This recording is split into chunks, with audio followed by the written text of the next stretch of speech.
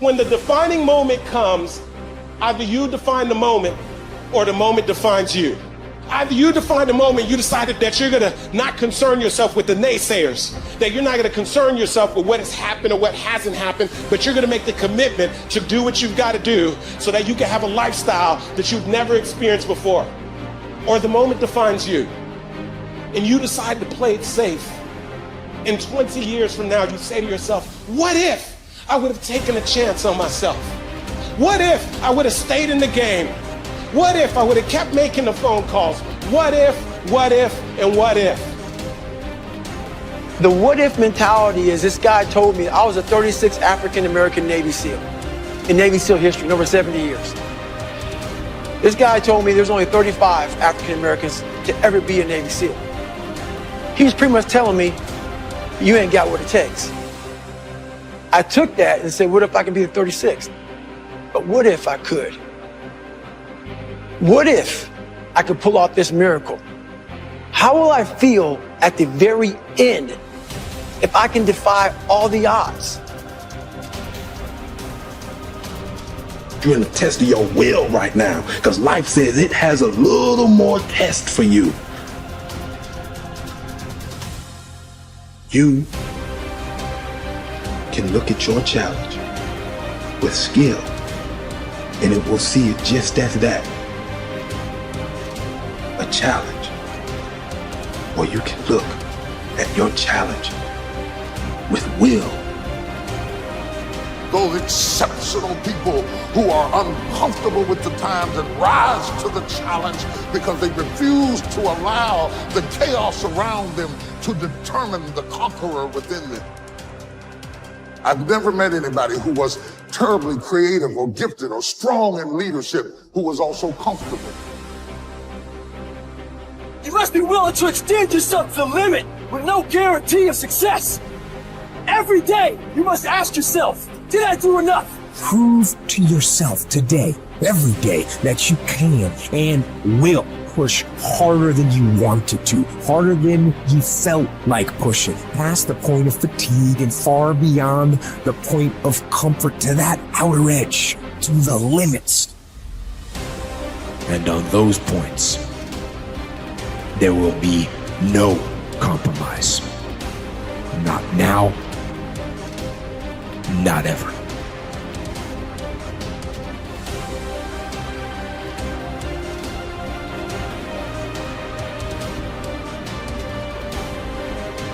Young people globally want to be like Elon Musk. What's your advice on that? I think that probably they shouldn't want to be. You? I think it sounds better than it is. Okay. Yeah, it's not as much fun being me as you'd think. I don't know. You don't think so? No.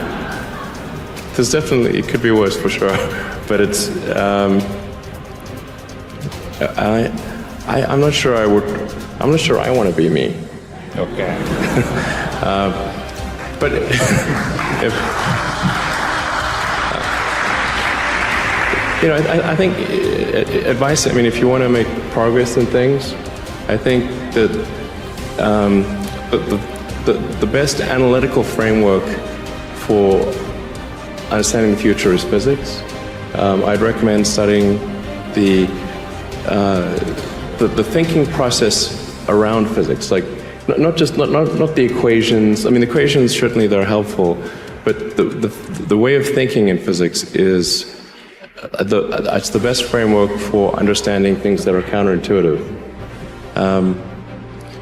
And you know, always taking the position that you are to some degree wrong, and your goal is to be less wrong over time.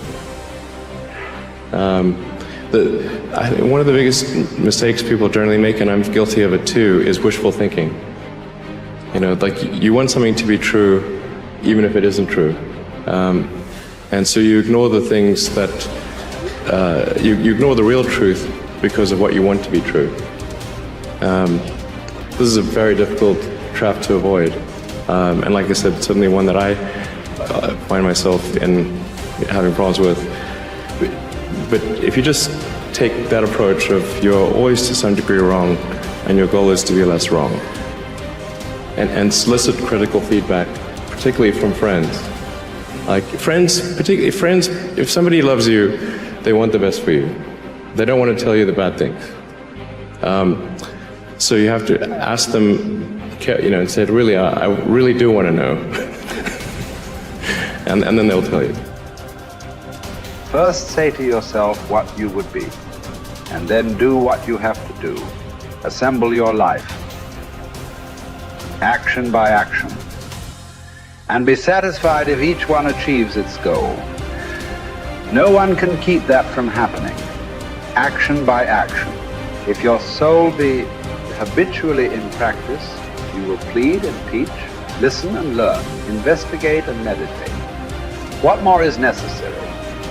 Does what's happened keep you from acting with justice, generosity, self-control, sanity, prudence, honesty, humility, straightforwardness, and all other qualities that allow a person's nature to fulfill itself?